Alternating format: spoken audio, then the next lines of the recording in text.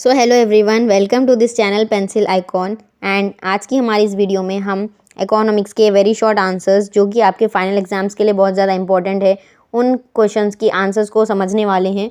And detail ये video होने वाला है, सो इस वीडियो को एंड तक देखो। So as you all know, ये इंपॉर्टेंट क्वेश्चंस मैंने ऑलरेडी शॉर्ट वीडियो में अपलोड किए थे एंड ये आपके एग्जाम्स के लिए बहुत ज़्यादा इंपॉर्टेंट है। एंड ये 2 मार्क्स के ईच आंसर होते हैं।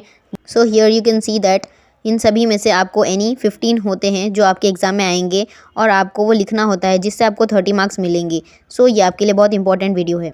सो इकोनॉमिक डेवलपमेंट का ये मतलब होता है कि इसके अंदर सिर्फ इकोनॉमिक ग्रोथ ही नहीं बल्कि बहुत सारे चेंजेस होंगे, प्रोग्रेसिव चेंजेस होंगे सोशियो इकोनॉमिक स्ट्रक्चर में कंट्री के। यानी कि जब एक कंट्री डेवलप हो रही है तो उसके अंदर सिर्फ इकोनॉमिक ग्रोथ ही नहीं बल्कि ऑल ओवर प्रोग्रेसिव चेंजेस होंगे, जिसकी वजह से कंट्री का सोशियो इकोनॉमिक स्ट्रक्चर डेवलप होगा। और ये एक मल्टी डायमेंशनल फिनोमिनम है एंड ये बहुत इंपॉर्टेंट और एक मेन इशू है डेवलपिंग कंट्रीज़ में जो अभी तक डेवलप नहीं हुई है, जैसे कि India and Pakistan. Economic growth का ये मतलब है कि उस कंट्री के जो रियल आउटपुट्स होते हैं, जो गुड्स एंड सर्विसेज उस कंट्री में प्रोड्यूस होते हैं हर साल, उसमें इंक्रीज़ होना, उसमें ग्रोथ होना, उसको इकोनॉमिक ग्रोथ कहा जाता है। यानी कि ये मेनली क्वांटिटेटिव चेंजेस के बारे में बताता है एक इकोनॉमी में। क्वांटिटेटिव चेंजेस यानी कि जो चेंजेस होते हैं हमारी कंट्री में, अगर हमारी कंट्री में बहुत सारे गुड्स एंड सर्विसेज प्रोड्यूस होते जा रहे हैं और वो बढ़ते जा रहे हैं तो उसको हम इकोनॉमिक ग्रोथ कहेंगे। कंट्री के गुड्स एंड सर्विसेज जब बढ़ते हैं, उनकी क्वांटिटी बढ़ती है, तो उसको क्वांटिटेटिव चेंजेस कहते हैं। इकोनॉमिक सेल्फ रिलायंस का ये मतलब है कि कंट्री को इंडिपेंडेंट होना चाहिए, उस कंट्री को दूसरे कंट्रीज़ पर डिपेंड नहीं होना चाहिए किसी भी चीज़ को इंपोर्ट करने के लिए। उस कंट्री को खुद से गुड्स को प्रोड्यूस करना चाहिए और उस कंट्री को दूसरे कंट्रीज से फॉरेन एड बहुत कम लेना चाहिए, मिनिमम लेना चाहिए, और उस कंट्री को अपना खुद का सफिशिएंट सरप्लस बनाना चाहिए, जनरेट करना चाहिए, जिससे वो खुद से हर चीज़ खरीद सके। इंक्लूसिव ग्रोथ का ये मतलब है कि सिर्फ एक कंट्री की जीडीपी बढ़ने से ही उसको हम ग्रोथ नहीं कह सकते हैं। कंट्री के अंदर बहुत सारे फैसिलिटीज़ को भी डेवलप होना चाहिए और उसकी भी ग्रोथ होनी चाहिए, जैसे कि fair distribution, equal opportunity, equal facilities in health and education and poverty को रिड्यूस करना। इस तरह के बहुत सारे अदर बेनिफिट्स जो कंट्री में होने चाहिए, तब हम कहेंगे कि कंट्री इंक्लूसिवली ग्रो हो रही है। Physical quality of life index ये एक नॉन इनकम इंडिकेटर है इकोनॉमिक डेवलपमेंट का। यानी कि इसके अंदर हम इसकी मदद से पता कर सकते हैं कि एक कंट्री के अंदर किस तरह की इकोनॉमिक डेवलपमेंट हो रही है। इसके अंदर 3 इंपॉर्टेंट वेरिएबल्स को मेजरिंग के लिए लिया जाता है, जैसे कि life expectancy, infant mortality rate, literacy rate. यानी कि अगर ये 3 चीज़ें कंट्री में अच्छी है तो उस कंट्री का physical quality of life index अच्छा है। सोशल प्रोग्रेस इंडेक्स ये भी एक इंडेक्स है, इससे भी मेजर किया जाता है सोसाइटी की वेलबींग को। यानी कि इससे ऑब्जर्व किया जाता है किस तरह से कंट्री में सोशल एंड एनवायरनमेंटल आउटकम्स आ रहे हैं। यानी कि इससे मेजर किया जाता है कि कंट्री के इकोनॉमिक फैक्टर्स और सोशल फैक्टर्स कैसे हैं, क्या कंट्री में वेलनेस है, इक्वालिटी है, inclusion, sustainability, personal freedom and safety है। नेचुरल रिसोर्सेज यानी कि ये जो रिसोर्सेज होते हैं वो हमें नेचर देता है, जैसे कि land area, quality of soil, forest, reverse, mountains, oil reserves, mineral reserves etcetera. इनको नेचुरल रिसोर्सेज कहते हैं और इनका एग्जिस्टेंस होने की वजह से हमारी कंट्री की इकोनॉमिक ग्रोथ बढ़ती है। ह्यूमन डेवलपमेंट इंडेक्स यानी कि ये एक स्टैटिस्टिकल टूल है मेजर करने के लिए कंट्री की अचीवमेंट किस तरह की है। यानी कि इससे हम मेजर कर पाएंगे कंट्री में किस तरह की अचीवमेंट है। 3 बेसिक डायमेंशंस होते हैं, यानी कि 3 चीज़ों से हम मेजर कर पाते हैं ह्यूमन डेवलपमेंट, जैसे कि income for better living, education, life expectancy. यानी कि अगर कंट्री में ये 3 चीज़ें अच्छी है तो कंट्री की ह्यूमन डेवलपमेंट इंडेक्स अच्छी है। इन्फेंट मोर्टेलिटी रेट, इससे भी हम मेजर कर पाते हैं कि कितने छोटे बच्चे की डेथ हो रही है। यानी कि इन्फेंट छोटे होते हैं जो बच्चे, उनकी मोर्टेलिटी रेट, यानी कि इससे हम एक रेशियो से पता करते हैं कि नंबर ऑफ़ डेथ्स कितने हो रहे हैं पर 1000 born children in a year. यानी कि एक साल में 1000 बच्चों में से कितने बच्चों की मौत हो रही है, इससे हम डिसाइड करते हैं। और हमने डिसाइड किया था, हमें मालूम हुआ था कि in the year 2010 mortality rate India में 47 थी पर 1000 live birds. Maternal mortality rate यानी कि ये एक रेशियो है, इससे भी हम मेजर कर पाते हैं कि नंबर ऑफ़ डिलीवरी डेथ्स कितने होते हैं पर 1 लाख वुमेन इन ईयर। यानी कि एक साल में 1 लाख वुमेन में से कितनी प्रेग्नेंट वुमेन्स की जान जाती है। मैटरनल मोर्टेलिटी रेट इंडिया में 210 था पर 1 lakh women during 2007-9। Population explosion, ये इकोनॉमिक्स की एक थ्योरी डेमोग्राफिक ट्रांजिशन का इंपॉर्टेंट टॉपिक है। इसके अंदर जो सेकंड स्टेज होता है उसमें ये माना गया है कि कंट्री में बहुत ज़्यादा हाई बर्थ रेट हो जाती है और रैपिडली फॉलिंग डेथ रेट होती है। यानी कि जब एक कंट्री डेवलप हो रही होती है उस कंट्री में ऐसी हालत आती है कि बहुत ज़्यादा बच्चे होते रहते हैं लेकिन लोगों की जान भी उतनी जल्दी जाती रहती है। इस स्टेज को हम कह सकते हैं कि पॉपुलेशन इंक्रीज़ हो रही है एट ए अलार्मिंग रेट और इकोनॉमिस्ट इसको पॉपुलेशन एक्सप्लोजन कहते हैं। लिटरेसी रेट ऐसे डिफाइन की गई है कि कंट्री में कितने लोग पढ़े लिखे हैं और कितने लोग नहीं पढ़े हुए हैं। यानी कि हम इसको इस तरह से मेजर करते हैं कि टोटल लिटरेट्स कितने हैं और उनको डिवाइड करते हैं टोटल पॉपुलेशन से, जो भी 7 साल के ऊपर है उन लोगों को। सो यहाँ पर इसका फॉर्मूला भी दिया गया है, literacy rate is equals to literates of 7 years and above age population by total population of 7 years and above into 100। इस तरह से हमने मालूम किया था कि 2011 में लिटरेसी रेट इंडिया की 74% है, यानी कि जो लोग पढ़ और लिख सकते हैं। तो इंडिया के अंदर 74% लोग पढ़े लिखे हैं। जननी सुरक्षा योजना ये एक इम्पॉर्टेंट ऑब्जेक्टिव था, यानी कि ये लाया गया था एज ए स्कीम। इससे रिड्यूस किया जा रहा था maternal and infant mortality rates को बाय प्रमोटिंग इंस्टीट्यूशनल डिलीवरीज। यानी कि ये एक ऐसी स्कीम थी जिसके अंदर 100% लोगों की जान बचाने की उम्मीद लगाई गई थी और इसके साथ मदर और उनके जो बेबीज़ है उसको डिलीवरी के टाइम बचाने के लिए ये स्कीम को लाया गया था। और इसके अंदर बहुत ज़्यादा इंस्टेंट मेडिकल केयर दी जा रही थी लोगों को। जननी का मतलब होता है मदर, सुरक्षा यानी कि प्रोटेक्ट करने के लिए, योजना यानी कि स्कीम। नेशनल इनकम, इसका ये मतलब होता है कि कंट्री के अंदर टोटल मार्केट वैल्यू क्या चल रही है गुड्स की, यानी कि जो गुड्स एंड सर्विसेज कंट्री में प्रोड्यूस होते हैं एक गिवन पीरियड में, जिसको काउंट किया जाता है विदाउट एनी डुप्लीकेशन। यानी कि फॉर एग्जांपल हमारी कंट्री में 1 lakh products goods and services produce हो रहे हैं, तो उन सभी चीज़ों की मार्केट वैल्यू जो होगी उनका सबका एक एक का प्राइस काउंट किया जाएगा और जो उनका टोटल मार्केट वैल्यू होगी उसको हम हमारे कंट्री की नेशनल इनकम कहेंगे।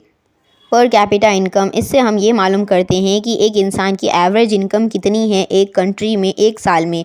इसको हम इस तरह से कैलकुलेट करते हैं कि हम national income of a country को उसकी पॉपुलेशन से डिवाइड कर देते हैं। यहाँ आप देख सकते हैं per capita income is equals to national income by population. इससे हम मालूम कर पाएंगे कि एक इंसान कितना कमाता है एक साल में एक कंट्री में। अनएम्प्लॉयमेंट, इसको हम ऐसे समझेंगे कि ये एक ऐसी सिचुएशन है जिसके अंदर लेबरर को कोई भी तरह का काम नहीं मिलता है या कोई जॉब अपॉर्चुनिटी नहीं मिलती है, जबकि उसके पास एबिलिटी है और विलिंगनेस भी है कि वो काम करना चाहता है, जो भी उसको वेजेस मिल रहे हैं। यानी कि अगर उसको डेली वेजेस 500 रुपीज़ भी मिल रहे हैं और वो फिर भी काम करना चाह रहा है, उसके अंदर एबिलिटी है, फिर भी उसको अगर काम नहीं मिल रहा है तो इसको हम अनएम्प्लॉयमेंट कहेंगे इस सिचुएशन को। क्रॉनिक अनएम्प्लॉयमेंट एक ऐसी सिचुएशन है जिसके अंदर एक पर्सन बहुत ज़्यादा अनएम्प्लॉयड रहता है for a major part of the year. इसको हम ऐसे भी कह सकते हैं कि ये एक ओपन अनएम्प्लॉयमेंट है। डिसगाइज्ड अनएम्प्लॉयमेंट, ये एक ऐसी सिचुएशन है जिसके अंदर बहुत ज़्यादा लोग एक ही काम में एंगेज्ड है जिससे ज़्यादा उसमें ज़रूरत नहीं है। फॉर एग्जांपल जब लोग खेतों में काम करते हैं 2 लोगों की ज़रूरत पड़ती है लेकिन उसके अंदर 4 से ज़्यादा लोग काम कर रहे हैं, तो जो लोग एक्स्ट्रा काम कर रहे हैं वो सब लोग डिसगाइजली अनएम्प्लॉयड है, क्योंकि अगर उनको उस जगह से हटा लिया जाए तो भी टोटल आउटपुट में कोई चेंजेस नहीं आएंगे, वो अनचेंज्ड रहेगा। मार्जिनल प्रोडक्टिविटी, उन लोगों की ज़ीरो होगी क्योंकि वहाँ पर उनकी कोई ज़रूरत नहीं है, वो फिर भी काम कर रहे हैं वहाँ पर।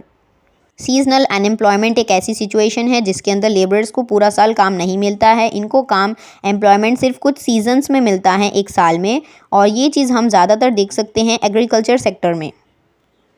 अंडर एम्प्लॉयमेंट, ये एक ऐसी सिचुएशन है जिसके अंदर एक पर्सन अपनी एफिशिएंसी या फिर अपनी कैपेबिलिटी से कम के काम को कर रहा है। फॉर एग्जांपल हमारी कंट्री में ऐसे बहुत सारे लोग हैं जिनके पास पीएचडी है एंड हायर ग्रेजुएशन डिग्रीज़ है, जिसके बाद भी उनको कोई अच्छी जॉब नहीं मिल पाती है, जिसकी वजह से वो छोटे मोटे जॉब्स के अंदर अप्लाई करते हैं और 20,000 या फिर 10,000 की जॉब कर लेके अपनी ज़िंदगी गुजारते हैं। इसको हम अंडर एम्प्लॉयमेंट कहेंगे। और अगर एक कंट्री में इस तरह की अनएम्प्लॉयमेंट है तो कंट्री की एफिशिएंसी बिल्कुल भी अच्छी नहीं होगी और कंट्री के लेबरर्स की एफिशिएंसी एक्सप्लॉइट होएगी।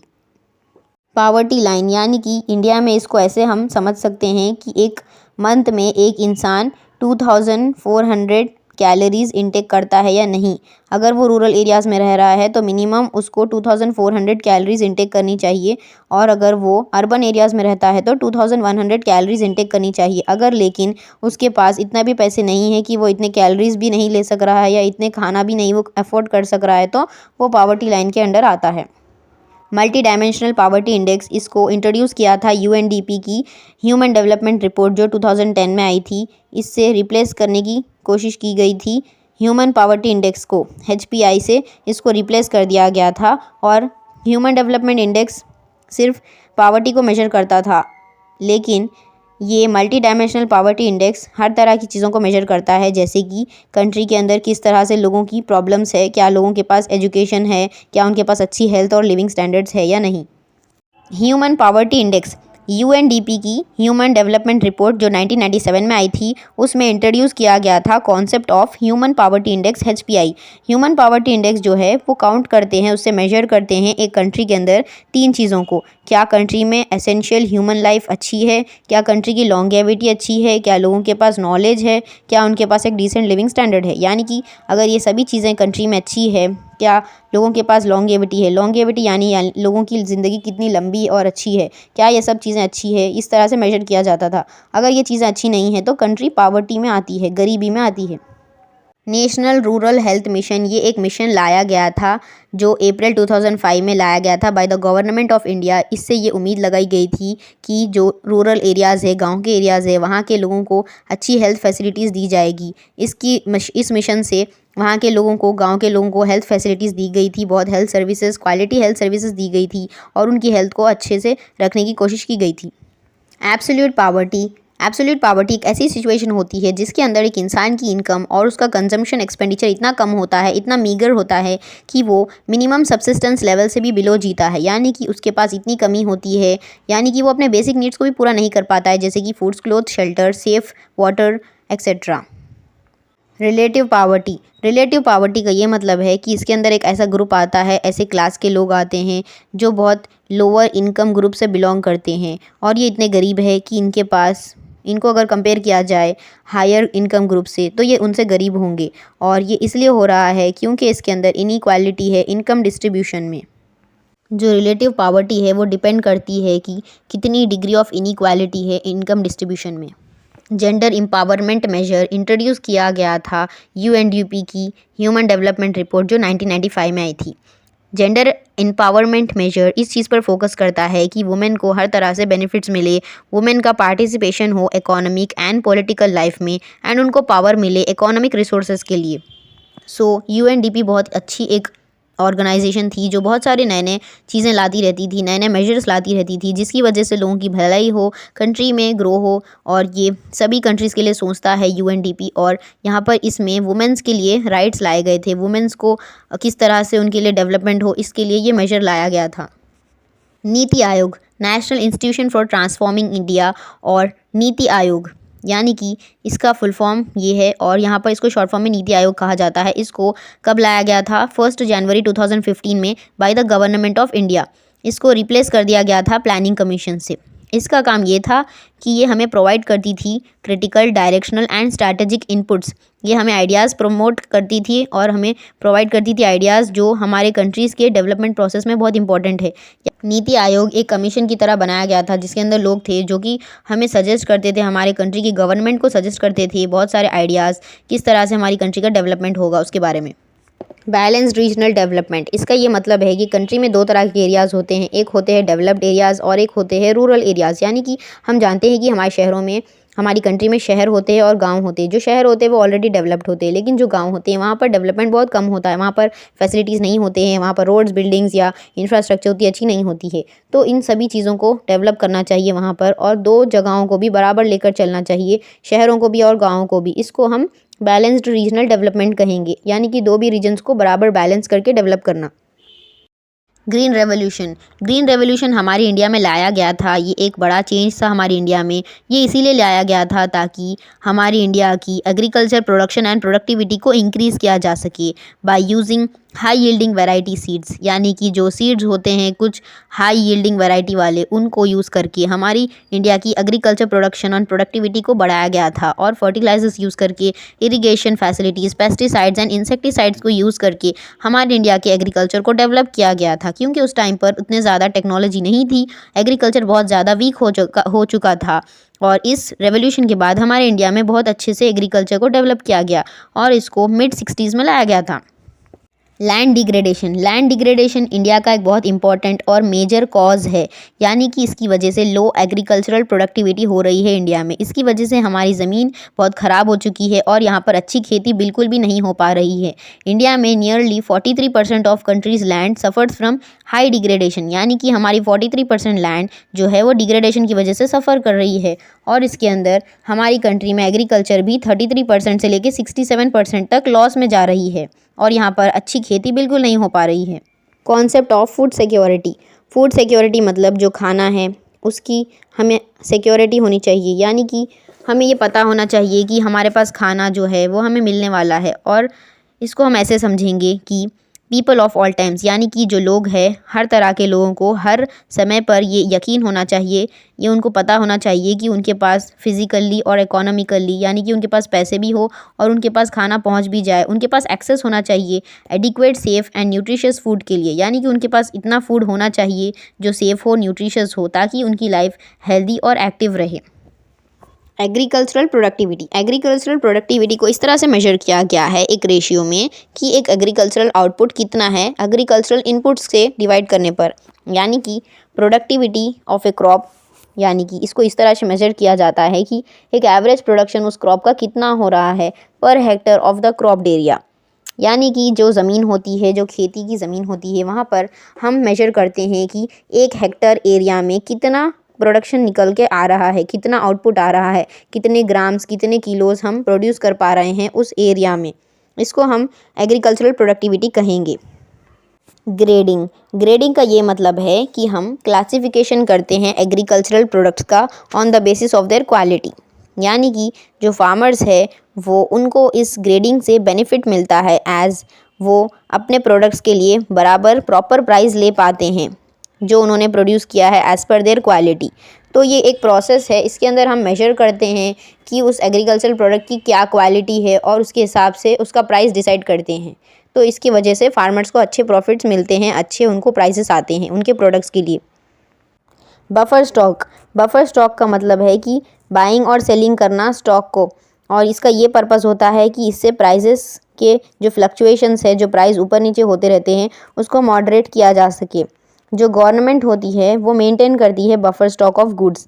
क्यों मेंटेन करती है? क्योंकि वो ये चाहती है कि प्राइसेस ऊपर नीचे ना हो और जो एग्रीकल्चरल प्रोडक्ट्स है वो एक मिनिमम प्राइस लेवल पर हमेशा सेल होते रहें और उनका एक लिमिट हो।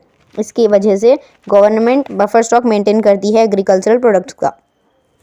मिनिमम सपोर्ट प्राइस MSP, जो गवर्नमेंट होती है वो मिनिमम सपोर्ट प्राइस फिक्स करती है हर एक एग्रीकल्चरल प्रोडक्ट पे, यानी कि जो हमारी गवर्नमेंट होती है इंडिया की वो CACP से रिकमेंडेशंस लेती है, commission for agriculture cost and prices, उनसे रिकमेंडेशन लेके उनसे पूछती है कि क्या प्राइस होना चाहिए हर एक एग्रीकल्चरल प्रोडक्ट का, ताकि लोगों को बराबर मिल सके, वो प्रोडक्ट ज़्यादा महंगे ना हो, हर इंसान खाना खा सके और फार्मर्स को भी उनके प्रॉपर पैसे मिल सके, प्रॉपर उनको भी उनके फेयर रिटर्न्स मिल सके।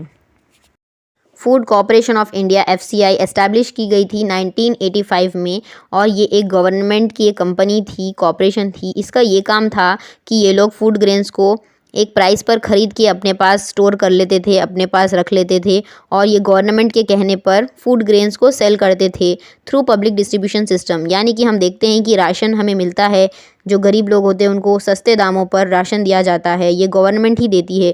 तो ये लोग इस तरह से फूड को स्टोर कर लेते हैं, फिर बाद में लोगों तक पहुँचाते हैं। रीजनल रूरल बैंक्स RRBs, ये लोग जो है ये एक बैंक होते हैं, छोटे बैंक जो गांव के बैंक होते हैं, रीजनल रूरल बैंक्स होते हैं। ये लोगों का काम होता है कि ये छोटे छोटे लोन्स प्रोवाइड करते हैं स्मॉल एंड मार्जिनल फार्मर्स को, जो छोटे किसान हैं, छोटे और गरीब किसान हैं, जो लैंडलेस लेबरर्स है, जिसके पास ज़मीन नहीं है, वो लेबरर्स को, आर्टिसियंस जो काम करते हैं लेबरर्स, और जो रूरल रेजिडेंट्स हैं जो गाँव में रहते हैं, जिनको छोटी छोटी ज़रूरतों के लिए लोन की ज़रूरत पड़ती है, उनको ये बैंक्स लोन्स देते हैं और इनको नाबार्ड इंस्पेक्ट करता है, उनके ऊपर नज़र रखता है। माइक्रो फाइनेंस से हम समझ चुके हैं कि माइक्रो का मतलब स्मॉल है एंड फाइनेंस का मतलब लोन देना होता है। तो यहाँ पर माइक्रो फाइनेंस उन लोगों को दिया जाता है, ये एक फाइनेंशियल सर्विस है, ये स्मॉल स्केल और जो गरीब लोग हैं, जो पुअर लोग हैं, जिनकी इनकम कम है, उन लोगों को ये लोग फाइनेंस करते हैं, लोन्स देते हैं जो कि rural, semi urban and urban areas में रहते हैं। जो गरीब लोग गाँव में या फिर जो छोटे सेमी टाउन्स है जो और जो बड़े शहर में भी जो गरीब लोग रहते हैं, स्मॉल स्केल या पुअर लोग रहते हैं, उनको लोन्स दिए जाते हैं, माइक्रो फाइनेंस दिया जाता है। ये एनेबल करता है उन गरीब लोगों को ताकि उनकी इनकम अच्छी हो सके, उनकी इनकम बढ़ सके, उनके इम्प्रूविंग स्टैंडर्ड जो है, लिविंग स्टैंडर्ड्स वो इम्प्रूव हो सकें, इसलिए ये लोन दिए जाते हैं। सेल्फ हेल्प ग्रुप्स, ये एक स्मॉल वॉलंटरी एसोसिएशन होती है, एक ग्रुप ऑफ पीपल होती है। जो गरीब लोग होते हैं वो सभी लोग मिलकर एक ग्रुप बनाते हैं और वो सब लोग एक तरह के सोशियो इकोनॉमिक बैकग्राउंड से आते हैं। वो सब लोग आते हैं और अपने खुद की इनकम एंड फाइनेंशियल पोजीशंस को इम्प्रूव करने की कोशिश करते हैं मिलकर through self help and mutual help. ये लोग एक दूसरे की मदद करते हैं और इनका काम मेनली ये होता है कि दूसरे लोगों की मदद करना, उनकी एम्प्लॉयमेंट को बढ़ाने की कोशिश करना और इनकम जनरेटिंग एक्टिविटीज़ को प्रोड्यूस करना। वेयर हाउसिंग फैसिलिटीज़, ये फैसिलिटी लाई गई थी ताकि जो फार्मर का प्रॉब्लम होता है, गुड्स को रखने की जगह नहीं होती है फार्मर्स के पास एग्रीकल्चर गुड्स के लिए, तो उस जगह के उनके पास वो जगह नहीं होती है। इसकी वजह से गोडाउन्स को सेटअप किया गया था विलेजेस और टाउन्स में।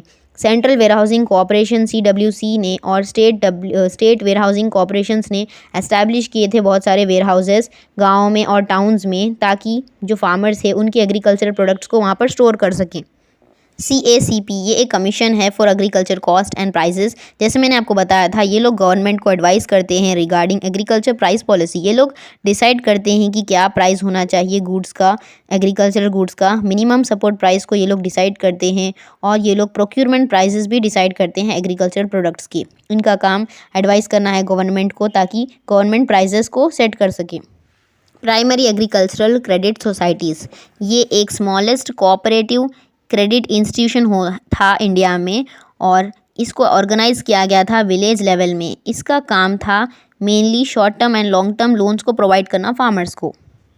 मार्केटेबल सरप्लस ऑफ एग्रीकल्चर, यानी कि जब एक फार्मर अपने एग्रीकल्चर को गुड्स को प्रोड्यूस करता है, यानी कि जब वो खेती करता है और वो कोई भी प्रोडक्ट को प्रोड्यूस करता है, क्रॉप्स को प्रोड्यूस करता है, तो जितना वो टोटल आउटपुट प्रोड्यूस करता है और उसके अंदर से हम जब माइनस करते हैं कि फार्मर कितना कंज्यूम कर रहा है उस आउटपुट में से, यानी कि अगर वो 10 kgs प्रोड्यूस करता है और वो उसके अंदर से 2 kgs अगर वो कंज्यूम करता है, तो जो रिमेनिंग 8 kgs है वो उस गुड को या तो सेल कर सकता है या तो एक्सचेंज कर सकता है कोई भी दूसरे प्रोडक्ट्स या सर्विसेज के लिए। तो ये उसके लिए मार्केटेबल सरप्लस है। एक्सट्रैक्टिव इंडस्ट्री डील करती है एक्सट्रैक्शन से, यानी कि एक्सट्रैक्टिव इंडस्ट्री का ये काम होता है कि वो गुड्स को, यानी कि जो रिसोर्सेज होते हैं उसको ज़मीन, पानी या फिर हवा से एक्सट्रैक्ट करते हैं, वो इंडस्ट्रीज़ होती है एक्सट्रैक्शन के लिए। और ये इंडस्ट्रीज़ में रॉ मटेरियल आता है और इन रॉ मटेरियल्स को यूज़ करके मैन्युफैक्चर करते हैं और फिर कंस्ट्रक्शन इंडस्ट्रीज़ में भेजा जाता है और दूसरे जगह भेजा जाता है ताकि फिनिश्ड प्रोडक्ट्स को बनाया जा सके। Example mining industry of oil, gas etcetera. Industrial backwardness, यानी कि हमारी कंट्री के जो इंडस्ट्रीज़ है वो पीछे रह गए हैं और इसके बहुत सारे रीजंस है, जैसे कि लैक ऑफ कैपिटल, लोगों के पास उतना कैपिटल नहीं है इंडस्ट्री स्टार्ट करने के लिए, absence of technical knowledge, lack of infrastructure, अच्छे बिल्डिंग्स नहीं है, lack of marketing facilities, lack of industrial research. इसकी वजह से हमारी कंट्री में इंडस्ट्रीज़ पीछे रह गई हैं और इंडस्ट्रीज़ डेवलप ना होने की वजह से कंट्री में इकोनॉमिक बैकवर्डनेस भी होता है। लिबरलाइजेशन मतलब फ्रीडम, लिबर्टी, यानी कि ये एक ऐसा प्रोसेस है जिसके अंदर गवर्नमेंट रेस्ट्रिक्शंस हटा देती है इंसानों के ऊपर से कि वो कोई भी प्राइवेट इंडिविजुअल एक्टिविटी कर सकते हैं, यानी कि वो कोई भी प्राइवेट बिजनेस को स्टार्ट कर सकते हैं, कोई भी प्राइवेट ऑर्गेनाइजेशन या कोई इंडस्ट्री को स्टार्ट कर सकते हैं। इसके अंदर गवर्नमेंट ज़्यादा रेस्ट्रिक्शंस नहीं लगाती है। और लिबरलाइजेशन भी हमारे इंडिया में हुआ था जब इंडिपेंडेंस के बाद हुआ था, जब फैक्ट्रीज़ बनाने के लिए कोई भी ज़्यादा रेस्ट्रिक्शंस नहीं थे।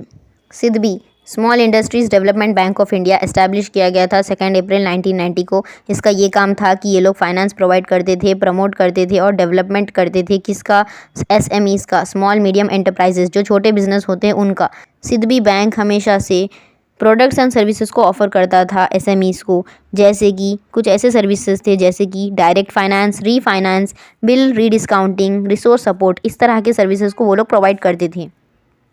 इंडस्ट्रियल पॉलिसी रेजोल्यूशन 1956 ये 30 अप्रैल 1956 को अनाउंस की गई थी। इसके मेन फीचर्स थे जैसे कि classification of industries into 3 schedules. इसके अंदर शेड्यूल्स तीन शेड्यूल्स में इंडस्ट्रीज़ को डिवाइड कर दिया गया था। असिस्टेंस टू प्राइवेट सेक्टर, यानी कि प्राइवेट सेक्टर में क्या क्या चीज़ों की मदद मिलेगी। Expanded role of cottage and small scale industries, यानी कि जो कॉटेज और स्मॉल इंडस्ट्रीज़ है उनको एक्सपैंड किया जाए। Balanced industrial growth among various regions, यानी कि गाँव में और शहरों में दोनों में बराबर इंडस्ट्रीज़ को डेवलप किया जाए। ये सब 3 चीज़ें लाई गई थी इंडस्ट्रियल पॉलिसी रेजोल्यूशन 1956 में, हमारे इंडिया के कॉन्स्टिट्यूशन में। Index of industrial production, index of industrial production एक इंडिकेटर है। इससे हम मेजर कर सकते हैं कि इंडस्ट्री का ग्रोथ रेट किस तरह से हो रहा है, क्या इंडस्ट्री ग्रो कर रही है या नहीं। इंडस्ट्री के कुछ ग्रुप्स होते हैं जो यहाँ पर क्लासीफाई किए गए हैं। इंडस्ट्रीज़ अलग अलग तरह की होती है, जैसे mining industry, manufacturing and electricity industry. और दूसरी तरह की इंडस्ट्रीज़ भी होती है जो गुड्स को प्रोड्यूस करती है, जैसे कि कुछ इंडस्ट्रीज़ बेसिक गुड्स को प्रोड्यूस करती है, कुछ कैपिटल गुड्स को। कैपिटल गुड्स यानी कि जो गुड्स होते हैं वो दूसरे गुड्स को बनाने में मदद करते हैं, जैसे कि टूल्स, इससे हम दूसरे गुड्स को बनाते हैं। जैसे कि हम हैमर से फर्नीचर को अच्छे से कर सकते हैं, हैमर या फिर नेल से हम फर्नीचर बनाते हैं। एंड इंटरमीडिएट गुड्स, जो गुड्स बनी नहीं होती हैं, सेमी गुड्स होती हैं, वो फुल्ली फिनिश्ड नहीं होती हैं। और कंज्यूमर गुड्स, जो हम डायरेक्टली कंज्यूम कर सकते हैं। इन सभी तरह के अलग अलग इंडस्ट्रीज़ होते हैं। इसके अंदर ये सब बताए गए हैं। ग्लोबल मार्केट, ग्लोबल मार्केट एक ऐसी मार्केट है जिसके अंदर गुड्स एंड सर्विसेज एक कंट्री के ट्रेड किए जाते हैं, परचेज या सेल किए जाते हैं दूसरे कंट्रीज़ के साथ, यानी कि ये एक इंटरनेशनल मार्केट है। और ग्लोबलाइजेशन ऑफ मार्केट से हमें ये फ़ायदा मिलता है कि हम लेबर्स का एक्सचेंज कर सकते हैं, ट्रेड और फाइनेंस कर सकते हैं among several countries. Global market यानी कि इंटरनेशनल मार्केट, जैसे कि हम हमारी कंट्री को हमारे कंट्री के गुड्स दूसरे कंट्री में एक्सपोर्ट करते हैं और दूसरे कंट्री के गुड्स यहाँ पर इंपोर्ट करते हैं। जैसे हम पेट्रोल इंपोर्ट करते हैं एंड हमारे कंट्री से वीट, राइस एंड टी को एक्सपोर्ट करते हैं, उसको ग्लोबल मार्केट में हम करते हैं। मेक इन इंडिया, ये एक ऐसा प्रोग्राम था जो स्टार्ट किया गया था इंडिया के इकोनॉमिक कंडीशंस को इम्प्रूव करने के लिए। ये प्रोग्राम ने इनकरेज किया था ओवरसीज़ कंपनीज़ को, और जो कंपनीज़ बाहर की होती है, फॉरेन कंपनीज़ होती है, उनको इनकरेज किया था इस प्रोग्राम ने, ताकि वो लोग अपने कंपनीज़ को यहाँ पर एस्टैब्लिश कर सकें हमारे इंडिया में, वो लोग अपने प्लांट्स को इंडिया में सेटअप कर सकें, जिससे हमारी कंट्री का डेवलपमेंट हो। टर्शरी सेक्टर और सर्विस सेक्टर, ये एक सेक्टर है। जैसे हमारे पास 3 सेक्टर्स होते हैं, agriculture sector, industrial and service sector. तो हम सर्विस सेक्टर को ही टर्शरी सेक्टर कहते हैं, और इसमें बहुत सारे सर्विसेज होते हैं, जैसे कि trade, transport, storage, communication, banking, insurance etcetera. ये एक मेजर सेक्टर है इकोनॉमी में, और इसकी वजह से हमारी कंट्री में बहुत सारे सर्विसेज मिलते हैं और इससे हमारी इकोनॉमी फंक्शन करती है। कमर्शियल बैंक्स फाइनेंशियल इंस्टीट्यूशंस है जो कि डिपॉजिट्स एक्सेप्ट करते हैं, लोन्स देते हैं और फिनेंशियल प्रोडक्ट्स के लिए ऑफ़र करते हैं। ये बैंक्स बिजनेस करते हैं ताकि ये लोग अपना प्रॉफिट अर्न कर सके, इसलिए इनको कमर्शियल बैंक्स कहते हैं। इंफ्रास्ट्रक्चर का ये मतलब है कि ये फंडामेंटल फैसिलिटीज़ और सर्विसेज होती हैं एक कंट्री की इकोनॉमी को फंक्शन करने के लिए, यानी कि ये फैसिलिटीज़ होती है जैसे कि transportation system, power generation facilities, irrigation facilities and communications and storage facilities. Bharat net, ये एक फ्लैगशिप भारत नेट प्रोग्राम था जिसके अंदर गवर्नमेंट गांव के गरीब ग्राम पंचायत के लोगों को इंटरनेट की फैसिलिटी प्रोवाइड कर रही थी, क्योंकि हमें पता है कि गांव में इंटरनेट नहीं होता है। तो यहाँ पर गवर्नमेंट ग्राम पंचायत के 2.5 लोगों को इंडिया में ब्रॉडबैंड कनेक्टिविटी देती है, और इसके अंदर government optimal mix of optical fibre, radio and satellite media भी देती है। इस प्रोग्राम को इसीलिए भारत नेट कहा जाता है, क्योंकि इसके अंदर इंटरनेट फैसिलिटी दी गई थी।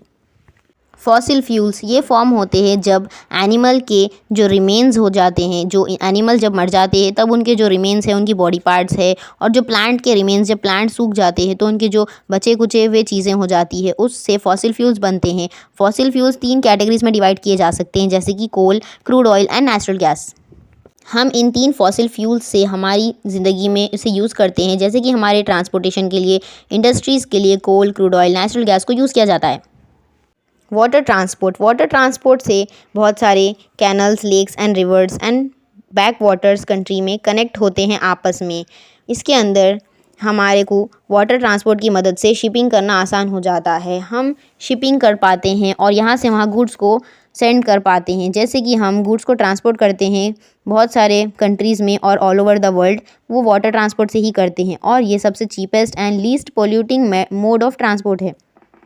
सो गाइस, हमने यहाँ तक 59 वेरी शॉर्ट आंसर्स पढ़ लिए हैं एंड ये आपके एग्ज़ाम्स के लिए बहुत ज़्यादा इंपॉर्टेंट है। आपके एग्ज़ाम में ये 30 मार्क्स के लिए आएंगे और आगे के हम और रिमेनिंग वेरी शॉर्ट आंसर्स जो कि 30 बचे हुए हैं वो हम नेक्स्ट वीडियो में डिस्कस करेंगे और नेक्स्ट वीडियो में समझेंगे। सो यहाँ तक हम इस वीडियो को कंप्लीट करते हैं। सो अगर आपने अब तक कुछ भी नहीं पढ़ा है इकोनॉमिक्स में, तो अगर आप इस वीडियो को देखकर जाएंगे तो आपके एग्ज़ाम्स में लिए बहुत ज़्यादा हेल्पफुल होगा एंड आप अपने एग्ज़ाम में अच्छे मार्क्स स्कोर कर पाएंगे। एंड आगे के नेक्स्ट वीडियोस के लिए भी आप इस वीडियो को देखते रहें एंड आप इस चैनल को सब्सक्राइब भी कर सकते हैं, शेयर कर सकते हैं अपने फ्रेंड्स के साथ एंड अगर आपको अच्छा लगता है तो आप लाइक भी कर सकते हैं एंड नेक्स्ट वीडियो के लिए आप लोग ज़रूर वेट कर सकते हैं। If you have any doubts you can comment below in the comment section.